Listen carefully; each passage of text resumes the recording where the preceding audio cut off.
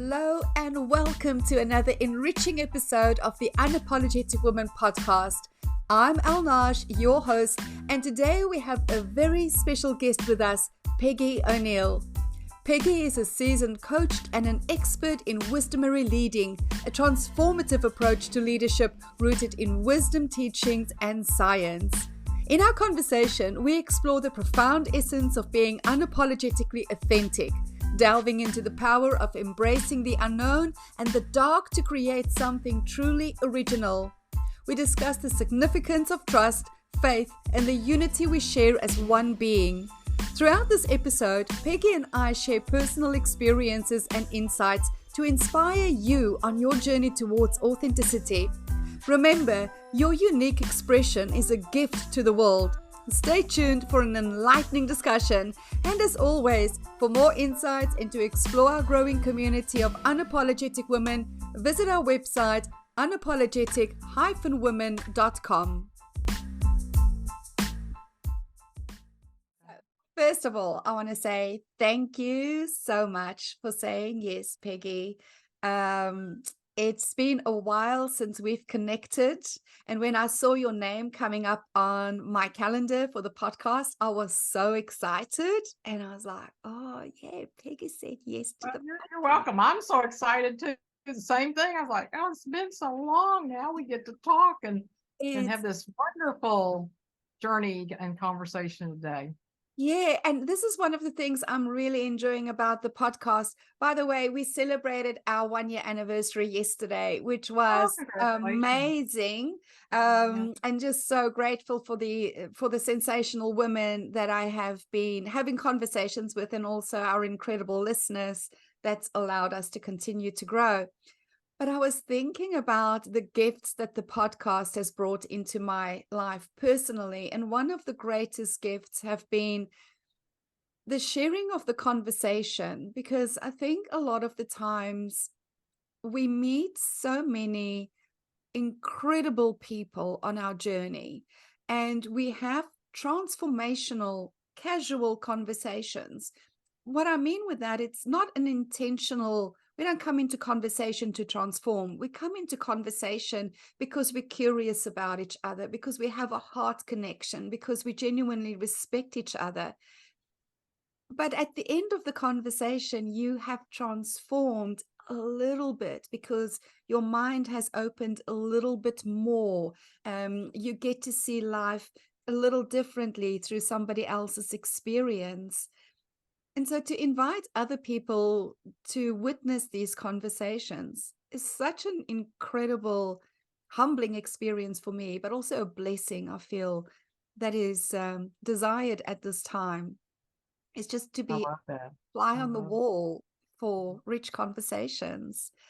So thank you for being here and for having a rich conversation with me today.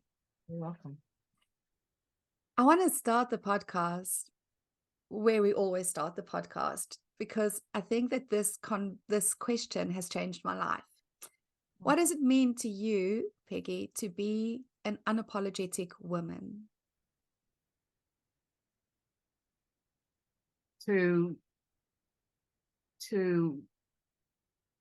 first, well, it's to really honor what's true for me. Now, the reason I hesitate, or it took a little bit, is because it took many years for me to start even accessing what's already there, but to really access what's true for me. Especially lately, I've been realizing more and more, we're so educated into what other people know about the world and think about who we ought to be and how we are in society, that I mean, Alan Watts said this too. We take on the concepts of the world and ourselves, but don't necessarily, now my words, know the world or know ourselves. We're relating to concepts rather than the actual experience. So like I can have a concept of a tree, which is different from knowing the tree, an idea of a tree versus knowing a tree. So the same thing with me, that it's taken many years to get to even realize that was occurring, to start opening to, okay, but what is true for me? And I don't mean egoic truths. There's another level that I'm offering here. It's not what my ego thinks is true that I have an opinion about. I don't mean that.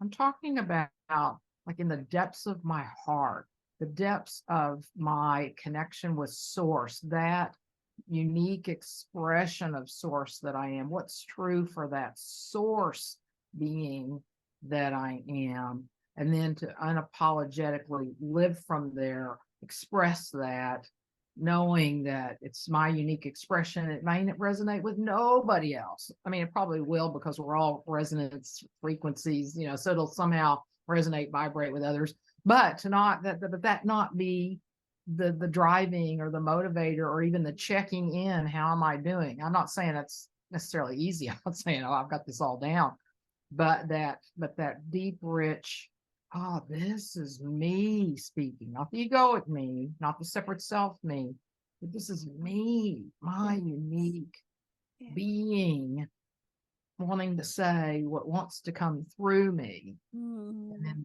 and then by definition, I guess, would be then unapologetically, because there's nothing to apologize for. It's who I am. Wow. I'm saying wow because I was putting on my makeup this morning in the bathroom and thinking about a conversation I was having yesterday as I was being interviewed on a podcast, and saying we have to take the gurus off the pedestals, because what I'm witnessing is that people are information saturated. They're addicted to information and knowledge, but there's so little wisdom in the world. And I was really pondering why this came out of my mouth, and what's the depth of that. And I came to realize this morning that learning is not learning the concepts of another. Learning for me is being curious about the concepts of others. So I'm always reading, I'm always listening, I'm always curious about what's being said, but not making it my truth, as you stated now. I take those concepts and I apply it in my world. I apply it in my life to see what of the concept is truly useful for me. What is it that I want to keep? What is it that I build on? What is it not useful for me? What do I get to let go? And then what do I get to create or experiment with in its place? And the wisdom is the application and harvesting of feedback as it creates within my life. And my sense is that there's a fear in society for us to live this way, because who do you think you are to question the elite, the experts, the people who is giving us the stats and the proof and all of this through their studies? Who are you to question that? And my thought to myself is, who am I not to question it? I think society has made it so easy for us to just put on a lens of somebody else and create our life through that lens, which is, of course, how we then create evidence, instead of taking off the lenses and go, if I've been gifted this life experience to have a rich experience for myself, how do I do that for me? How do I just bring that curiosity in? And not making other people wrong, but they don't have to be right for me, just as I don't have to make myself wrong, but I don't have to be right for you. So how wonderful that you brought that in as how you experience being an unapologetic woman, which is a first for this answer, by the way. So I love this question. Every woman experiences being unapologetic differently. But the one thing we all seem to have in common is it didn't happen overnight. And it's a work in progress. Like none of us are claiming to go, I have this all down pat, girlfriend. I'm unapologetic every single day. No. It's every single day choosing that, but then observing when I'm not being unapologetic as well, and seeing the patterns that are playing out. Wow. Thank you for that answer. So my question next then is, you say it's taken many, many years. Would you mind sharing with our listeners some of the maybe pivotal events or moments in your life that was a layer that came off for you to start even understanding how conditioned we are and how we have been brought up? Mm-hmm. I'll do it chronologically. I had been practicing law for 12 years. And there's an interesting part to that. Bill and Hillary Clinton were both teachers of mine in law school, and they helped me find my first job. And then he was attorney general, offered me a job as an assistant attorney general with governor, offered me a job as purchasing director for state of Arkansas. And then later I'd changed careers, but I was living in the DC area when he was elected president, and I went to work for him when he was president. So just add that part. But that's part of it in a way, because I was successful in the design of the culture, or not the design, what culture expects. And so that was definitely probably a layer that maybe kept me, I hadn't really thought of it this way before, but it probably kept me more attracted to stay with what, stay with what's the right thing to do and the right kind of career path and so on. So that probably had a piece to play in that. But along the way, after I've been practicing law for 12 years, I wound up taking some courses in human potential. Well, I took a training in human potential training, and wound up going to work for this organization while I was also taking coaching courses. And that was one of my first insights into, maybe there are other perspectives about who I am. And I mean, I never really thought about it. At that point, I was in my mid-30s and was really almost shocked in an embarrassed way that I'm this well educated. That was before I worked for him as president, but I had already worked for him as a attorney general, assistant attorney general, and as purchasing director. But to realize I'm this far along in life, and I'm just now learning more about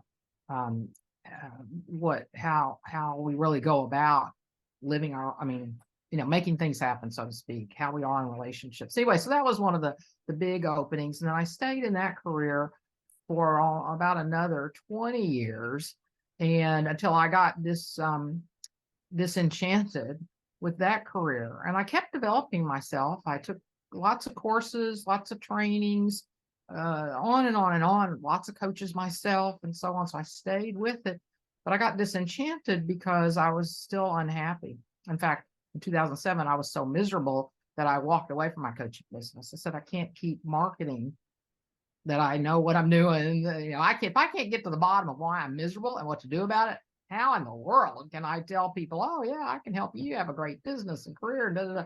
So I can't do this. So I walked away. Luckily, I still had work over the years, because I could do other people's work, so to speak, follow their programs, but to market that I could do it on my own, I was out of integrity. So I walked away in 2007, and it was in 2000, about 11 years later, that I ran across the works of the great wisdom traditions in a way.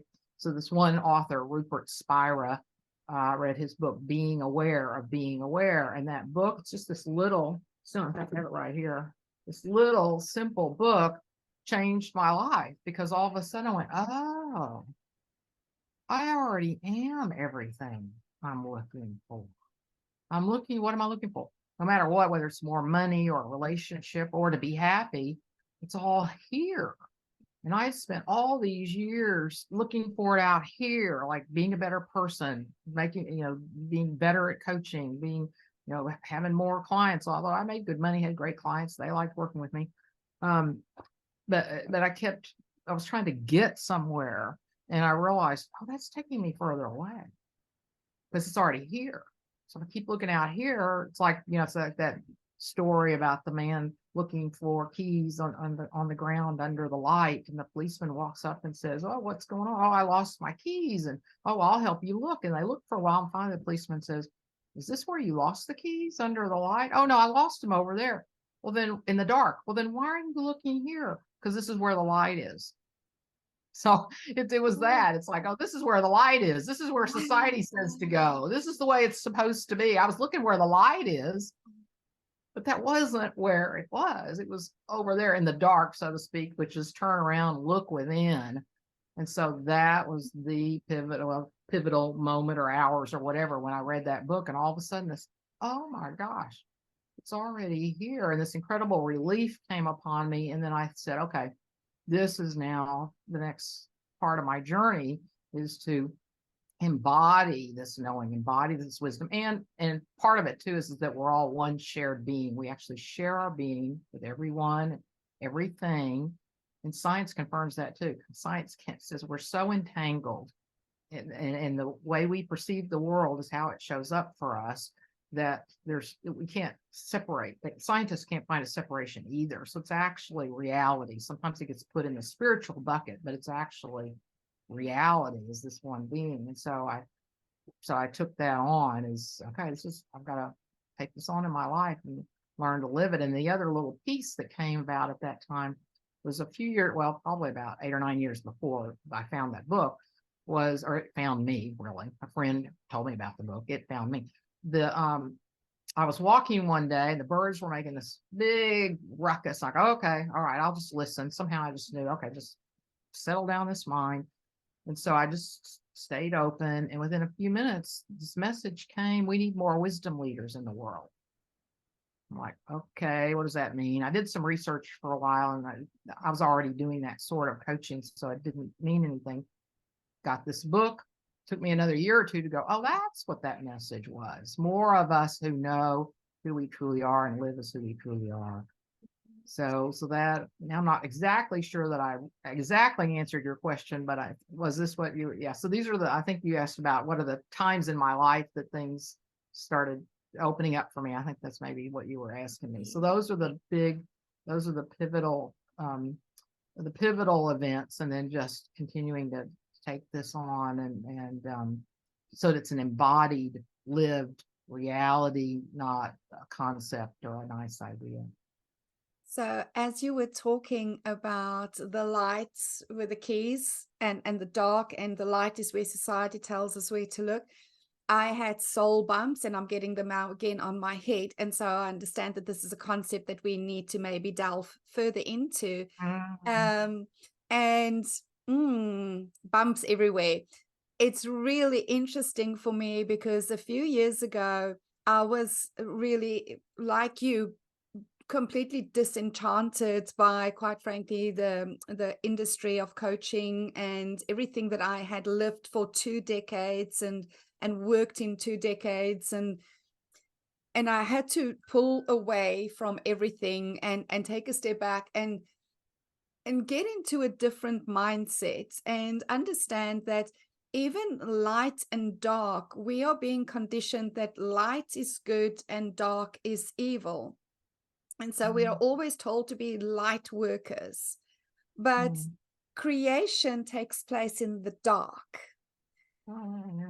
We create in the dark and then share what we've created by bringing it into the light. Like when we manifest, I'm having my chill bumps now. Right, it goes into the light.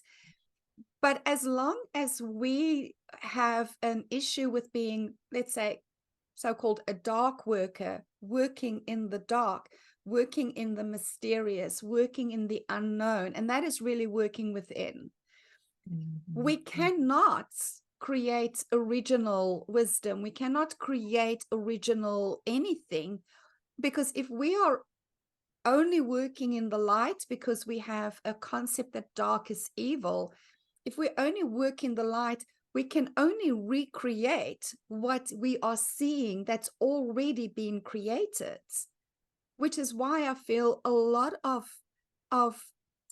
originality is being lost in every industry, even when we have a look at the film industry, in the music industry. So much of it is, I can go into most movies these days and go, oh, this is going to happen next, this is going to happen next, and they does. That's the scary part. And then my partner will look at me and go, How did you know? I'm like, because we've seen this a gazillion times. The actors might be different. There's more flashy lights, but we've seen this over and over again because people are terrified of going into the dark and going, if I sit in nothingness, if I just allow myself to go within and explore without the intention of needing to produce something for applause, what is it that I can then find? Mm. How do you think we can start supporting ourselves, first of all, but then also others in being unafraid of the dark? Mm. How do we Mm. I know? Yeah. I'm going to get into that. I don't have an answer yet, but I'll be forming it while we talk. But if I could add to, what did you say? You said, but going within. But anyway, but if we could actually go within without even really looking for something, like without trying to get somewhere. I mean, I think that's key. So maybe this is getting to the question that you asked. That part of the key is to let ourselves be in the dark. I love how you're positioning that, talking about that, that we allow ourselves to be in that space, trusting and knowing, not intellectually, but with the sense of knowing, oh, this is where whatever the creativity, the freedom, the peace, this is where it is. And let me see as I'm in this beautiful dark space, what alchemically maybe comes to me, but without even, now see, I added that again. See what comes. We're such in this culture of we've got to get somewhere. There's got to be a goal. There's got to be, I've got to even know where I'm going before I even do the work to get there. But to actually, which is very challenging for me, as you can hear in my speaking, it still wants to come out all the time, but to allow ourselves to just be there and what arises. And by what arises, it may just be a slight insight or an emotional shift, or there may not be like an answer or a direction, at least initially, but little bits and pieces. I've called them breadcrumbs over the years. Maybe the breadcrumbs, some point, something like, oh, well, that's what all that was about. But to allow ourselves to just be in that beautiful womb. I'll call it a womb. The dark, the even though we're talking about dark, you can do it in the daylight, but it's that experience of, looking where we can't see the what's coming. Yes. There we go. I like that. We can't see what's coming. We're not even trying to find out what's coming. We're letting the universal intelligence inform us in all ways, all times, that it knows. I don't know. What do you think about that? Two things. So the womb speaks deeply to me as well. And one of the reasons I am creating the feminine art of self-leadership is because the feminine is about the intuition and the creation, and having your creation in the womb and kind of allowing it to form completely before birthing it into the world, instead of telling the world about the creation before it's ready, and then having that influence the creation. So that spoke really powerfully to me, because it's definitely something that I have been exploring for myself. And why am I so attracted or being drawn to the feminine when I come from a very masculine life, chosen lifestyle, very driven, very achievement orientated, goal orientated? I was that person for 48 years until I decided, I'm not inspired to be this anymore. It doesn't light me up anymore. But as you were talking about the dark as well, and what came to me is the faith piece, that trust piece. which is a tough one to talk about because we hear about it so much, and it's not blind faith. So I was brought up in a Christian household, and I'm not disrespecting anybody's religious choices at all. But I was brought up in a Christian household where I would constantly question what I was being taught, and I was told to have blind faith. And that just never sat well with me because I knew that there was a missing piece for me personally. But I started creating faith for myself through visceral experiences. And I remember going out intentionally for a run one morning without a headlight. It was about 4 o'clock in the morning, so it was pitch dark. And I ran away from the town into a forest towards the ocean. And there was a point where the moon was, it was a cloudy night as well. So there was zero light. I was running blind. And I kept going within and going, you get to have faith now, Elle, that your foot will find the next step. Even though you couldn't see the next step, even though I couldn't, it was like being in a sensory deprived tank almost, but feeling your body moving forward, but you can't see your body moving forward. It was the weirdest experience ever. And having faith in not stopping, having faith that the ground will be there, having faith that it's, and I find that that is how I'm choosing to operate in life now. I have such faith that no matter where I put my foot, where I touch, life has me. Like Source has my back. Source has me. So I'm completely safe. Now, I'm not an idiot either. I'm very aware of the fact that the body is not eternal. like my physical death is inevitable, and I've made peace with that a long time ago. But when we start understanding that we are consciousness, evolving consciousness through human experience, we are consciousness, evolving consciousness through human experience, then every single day for me is an opportunity to evolve consciousness through the Elle's experience of this planet. And so therefore, I am completely safe and taken care of because I'm living my purpose of evolving consciousness. Some days it looks amazing, and sometimes it looks really messy.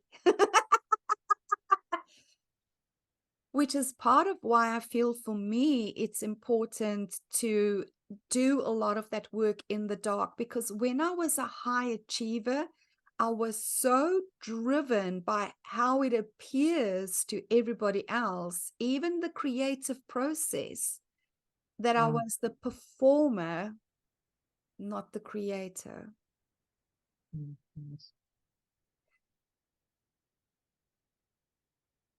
For me, the darkness has become the play place. But it took me the longest time of sitting in nothingness. No goals, no plan for the journey, no so-called security, like burning my life to the ground and then sitting and going, all right then, universe, what's next for me? And I think everybody who knew me thought I had lost my mind. And I had lost my mind that was taught to me so that I could finally connect to the mind that is available to all of us.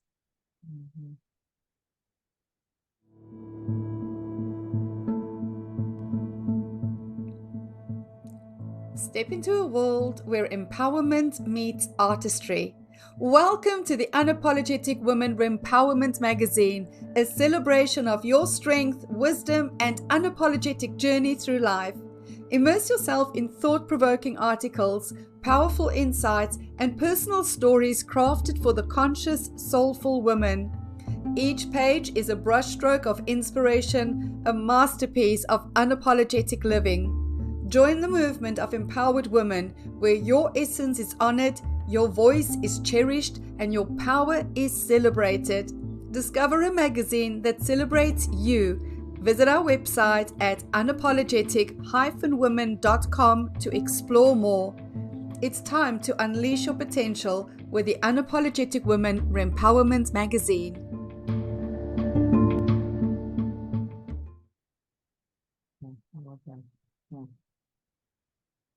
And maybe these conversations is how we support others in releasing their fear of the dark by starting to speak more openly about it than what we normally do. Possibility. Well, no, yeah, definitely. I think you're right with that. Because again, we're taught, start with the end in mind. I mean, there's a time for that, I guess. If you're going to build a house, that's probably a good idea. Start with the end in mind. But for life, the dark, using that analogy today, life is a mystery. So to let ourselves live in the mystery, the excitement of that, the not knowing of that, but like you're saying, that these conversations maybe can invite people to that it's okay to not know. It's okay to not start with the end in mind.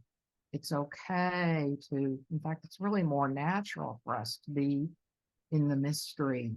To when we first come into the world, we don't have distinctions. We don't know what's what. Everything's a mystery. Of course, they wouldn't have that model at all, but just the aliveness of that, the trust of that, the availability of that is really our natural state.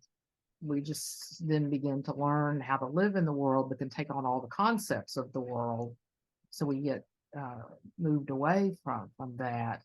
But yeah, to because, and one of the reasons I think it feels so unsafe is just because we've lived so long trying to be secure. Again, back to seeking out there, trying to be secure. And yet, if we really examined our lives, like you're referencing, the security is always there, but in our circumstances, they're always changing. So we pay attention to the circumstances and we go, I'm not secure. Oh, I don't have enough money in the bank. Oh, look what's happening to the stock market or politics or what. Oh, I'm not secure. And so what else can I do to secure myself? And so we're back to being in the light, or I've got to go work on my relationship because I've got to secure that up, instead of, wait a minute, where is the security really? And to let myself feel that, oh, I've always been okay. I'm okay. The security is there if I allow myself to sense that. And it doesn't mean we don't go do some of the other things, but that we do them from security. And that knowing, and of course, then we'll be with all the circumstances differently, from a place of security instead of a place really of fear. And and I'm not enough, because all of that says I'm not enough, I don't have enough, lack, instead of, oh wait, I'm already this full, whole, complete, alive being. And but it also, as you say, and I've said too, it takes a while because it's so conditioned out of us. So it takes a while. It takes that sitting still, letting ourselves be really uncomfortable in the sitting still, even if it starts for 2 minutes. Starts for 2 minutes, and then, oh, I can't stand this anymore. I've got to get up and go, okay, that's fine, and keep returning just a little bit longer, a little bit longer. Yeah, and working with some clients, I encourage people to start their next work day without using any sort of plan. Just start the day, see what wants to happen. Of course, everybody's scared to death. What do you mean? I might not do anything. It might not get done. I've got these goals. I've got bills to pay. I gotta just try it one day. Just tomorrow, try it. If you can't stand it anymore, you can give it up. But just start the day with, what comes to me to do? So it's amazing how hard it is for us to trust even that one step for just a few minutes. It's just like, life's going to fall apart. It probably won't. So if it's about to fall apart, then you'll get into action. If the house is starting to burn down, you'll get up and do something about it. But for our everyday life, to just go, okay, you know what? And sometimes, I mean, I encourage people to try that without any sort of plan. But then some days it does start with, oh, yeah, well, I'm going to look at my plan, look at what needs to be done. That could be the first impulse. Although I encourage people to try to even let that go the first day. Otherwise, I get right back into letting the plan run my life instead of, well, what wants to happen through me right now? What's coming? What is there to be done right now? I love that. I wish I had brought my journal, because this morning, the first thing that I wrote is, it's not about what I do. It's about who I am being. And what I have found is, in achievement, it's all about what we do, massive amounts of action, right? The to-do list, the plan has to be followed. Whereas when we create, we choose who we want to be today. So today I choose to be a world-class podcaster. So I naturally show up for the podcast. But in who I choose to be as a world-class, that means it's presence. It means deep conversation. It means everything that goes around that gets taken care of. But I don't come and go, well, I have to do this, and this today, and that will get me the results, because the actions don't actually get us the results. That's an illusion. Our frequency creates results in our lives. And when I say our frequency, it's whatever frequency we are on at the moment is the frequency that we draw from source energy to create results for us, to show us what frequency we are operating on. And it's interesting for me how we have created an exhausted society that creates through depletion of self. And we applaud that. Those are the heroes of our world at the moment. And that's changing very slowly, but it is changing, because exhaustion creates desire for vitality. And so the less I do and the more I choose to be, the faster my life changes, and it's more enjoyable. And even not having a goal anymore, and I haven't had a goal for years now, and not having the plan has created a sense of delight in my life. Because now I kind of just take inspired action. This podcast was inspired action. Just a voice going, start a podcast. Here we are a year later. What I could never have foreseen was that saying yes to that one inspired action would lead to the creation of an empire of Unapologetic Women, which now has a media section, which is the podcast, and a beautiful magazine. It has the consulting section, that's self-leadership consulting, and the soiree that we are creating. All of that because I said yes to an inspired action that I had no idea or desire to go, but why? Where will that bring me? What would that possibly do to me? I don't know how to do a podcast. I don't listen to podcasts. What do you mean start a podcast? But I had nothing to lose. And so I was sitting there going, well, I have been sitting in the nothingness for more than a year now. And I have been asking, and this was the first thing that has dropped in for more than a year. Wow. And when I look a year later, what has been created from nothingness, that's delightful. I look back now and I think that none of my goals that I've achieved, and I achieved some epic goals, and I'm not taking away from people who are still inspired by goals, but never did I achieve a goal and feel delighted. I would achieve a goal and go, oh, anybody could do that. What's the next thing? I do too. Finish that goal. What's next? What's next? In fact, I used to preach, you have to have your next goal lined up before you've achieved this one. Otherwise, you dip in energy, right? That's great. So it was like, yeah, take that energy and create your next goal. Yeah, before you lose it. Exactly. Yeah, I've taught that too. And again, honoring everybody who still sets goals. Oh, yeah. If people are still Honestly, inspired by that, then that's where they are. Exactly. Honor people. You know, nobody does anything wrong and has ever done anything wrong. Sometimes people get really freaked out by that, but it's actually true if we think about it, even for just a few seconds. Given what I believe, what I feel, what my mood is, what just happened to me an hour ago, my childhood, I can't do anything other than what I'm doing right this minute. And so we haven't done anything wrong. So yes, definitely, if people are still inspired by goals or love that sort of lifestyle, the way you just described it, then of course that's what they're called to do right then. That's where they are right now. That's where they're supposed to be right now. So I'm with you. Yeah.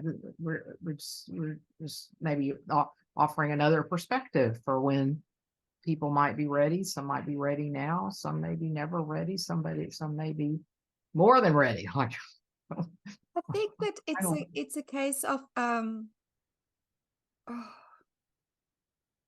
I wish that sometimes I could express myself better. It is that nobody is doing anything wrong. Nobody has wrong beliefs. We never came here to have a one cookie experience. Like none of us are here to create the next cookie recipe. None of us. We are here to create our own next cookie experience for our enjoyment. And we get to talk about it, so that my encouragement to our listeners is always to just become more curious. Question. My liberation came from my decision to not needing to be right anymore. To not hold on to any of my beliefs anymore, to question everything that I knew, everything that I was preaching, everything that I believed, not because I had to make them wrong, but the question I started asking myself, but what if? Oh, what if you're wrong? Like, what if this is not the only way? What if there is something else available? And then allowing that possibility to start playing out in my mind, because I became unattached to the identity of the experts. I became unattached to the identity of the ego person that my beliefs had formed inside of me. So do I look like the fool? A lot. Because I'm constantly contradicting what I had said before. And then people go, but then you're not trustworthy. How can I listen to anybody who continuously changes their mind? And I'm good with that. My question is, how can I not continuously change my mind when I am constantly evolving? I think at the end of the day, I had to decide what was more important for me, how other people perceived me, especially in the realm that I'm playing in, or me evolving at the most phenomenal pace imaginable because I'm so unattached to the beliefs and understanding the knowing. You were talking about it earlier, the knowing, without needing evidence, without needing numbers, without needing anything. There are certain things that I just know. I just know that I know. And my partner will constantly ask, but how can you be so sure? And I go, because I just know. There's a visceral experience in knowing. And I'd love to know if you have this as well. There are certain things where my entire body just feels like click. I just know. No evidence, no research, no nothing, but there are certain things that I just know. Do you have that as an experience for yourself as well? And how did that develop inside of you?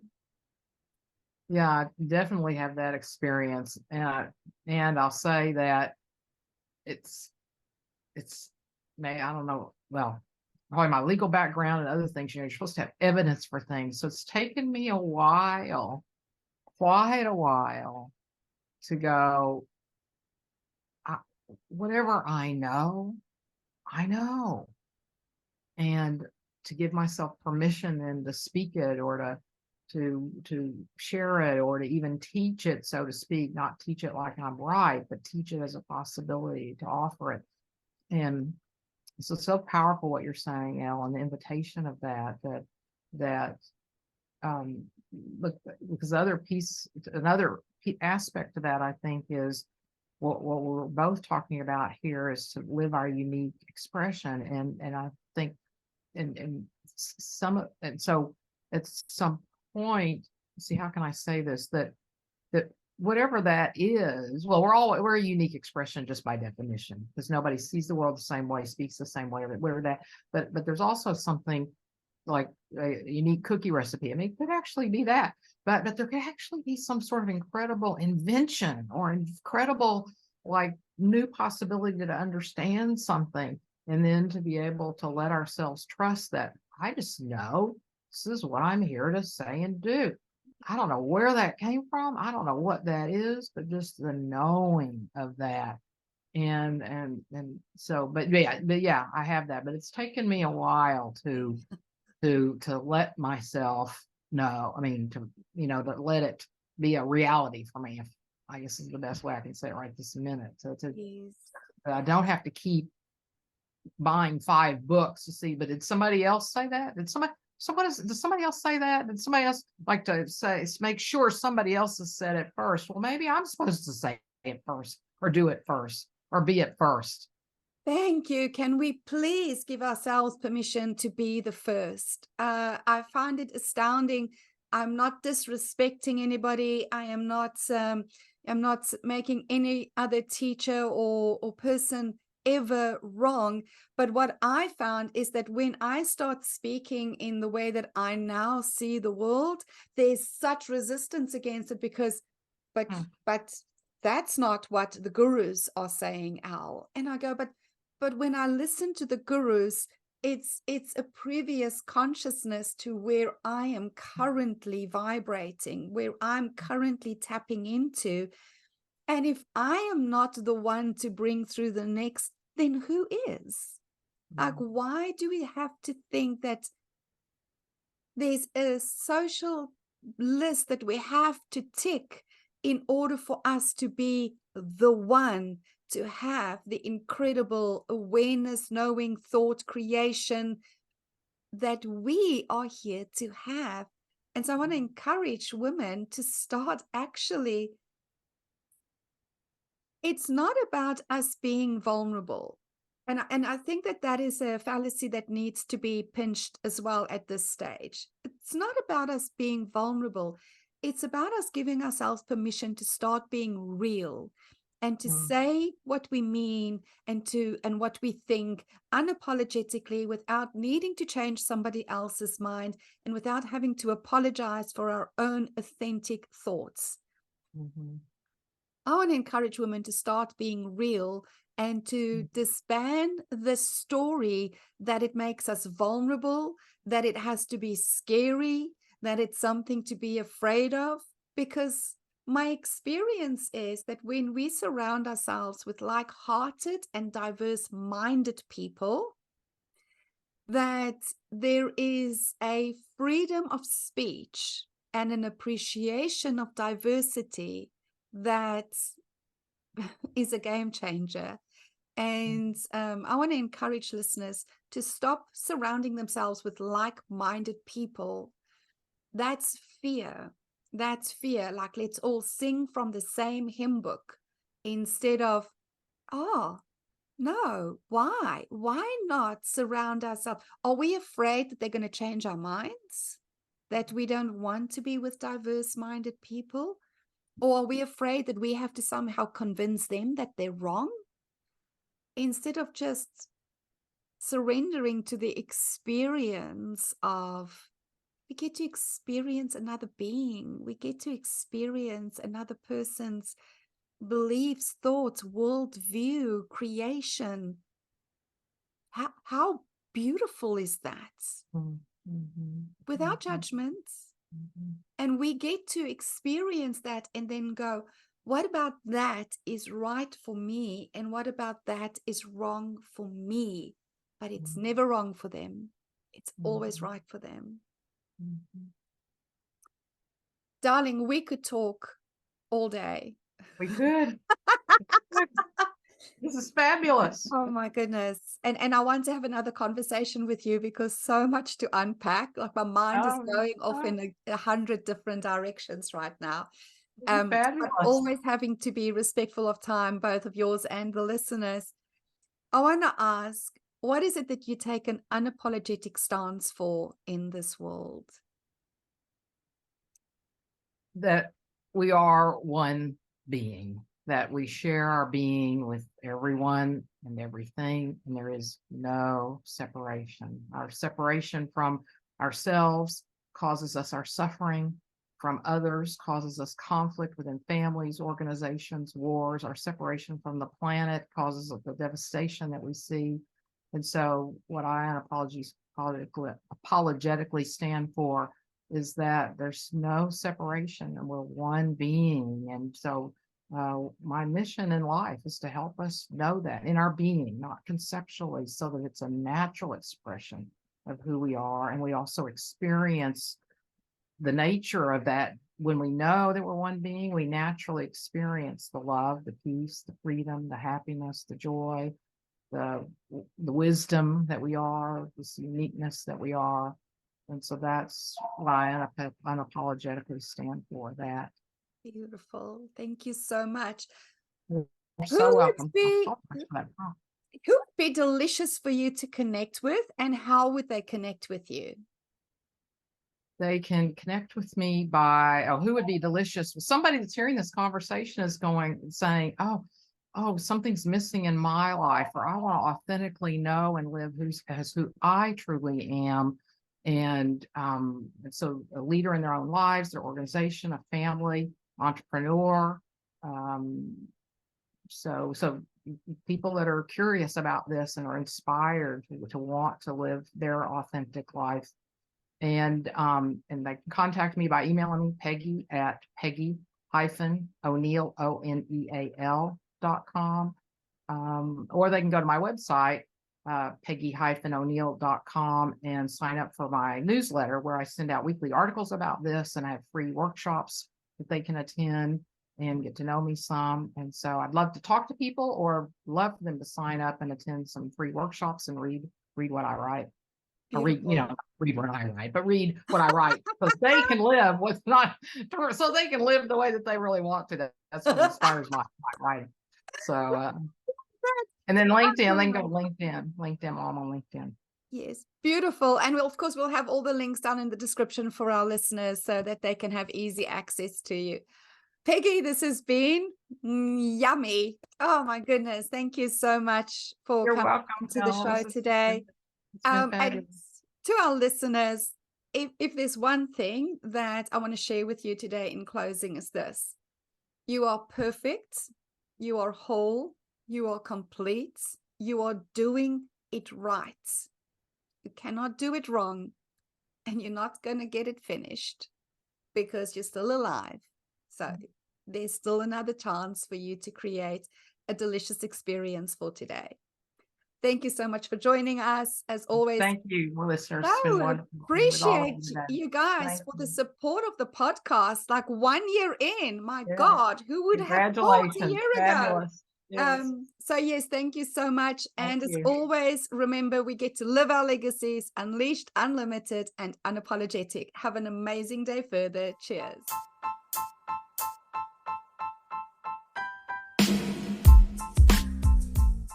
Thank you for joining us on another empowering episode of the Unapologetic Woman podcast.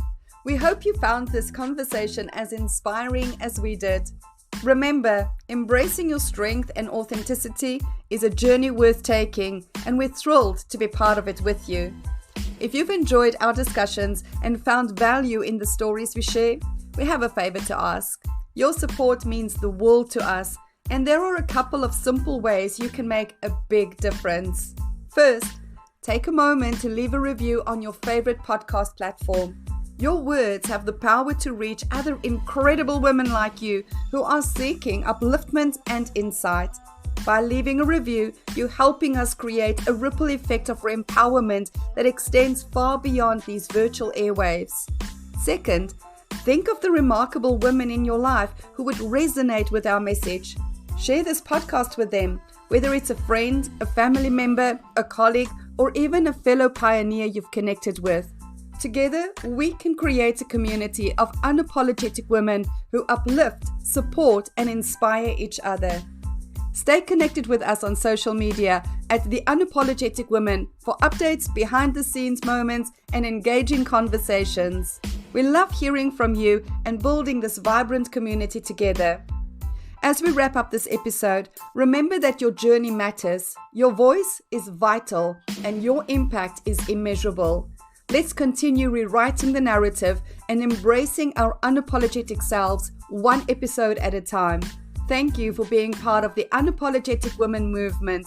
Until next time, stay true to yourself, stay unapologetic, and keep dancing to your own tune.